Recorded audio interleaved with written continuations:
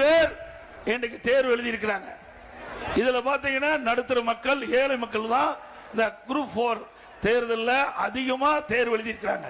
இந்த தேர்வில் முறைகேடு என்பதாக பரவலான தகவல்.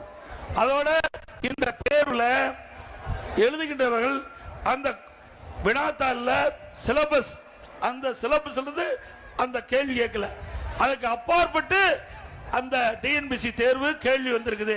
அதனால கடினமாகி பல பேர் அந்த தேர்வு எழுத முடியாத ஒரு சூழ்நிலை ஏற்பட்டிருக்குது. முழுமையா தேர்வு எழுத முடியல. ஏன்னா சிலபஸ் தான் ஒவ்வொரு முறையும் குரூப் 4 தேர்வுக்கு வினாத்தாள் எடுத்து அந்த கேள்வி கேட்பாங்க. ஆனா இந்த முறை அப்படி அல்ல.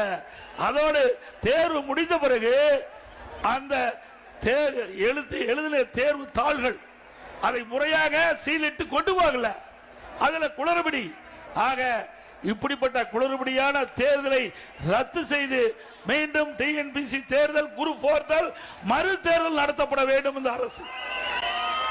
அப்படி நடத்தாமல் இதையே வைத்துக் கொண்டு நீங்கள் தேர்ச்சி பெற்றவர்கள் அறிவித்தால் அதிமுக அரசு வந்த பிறகு அது ரத்து செய்யப்படும் என்பதை இந்த நேரத்தில் தெரிவிச்சுக்கிறேன்.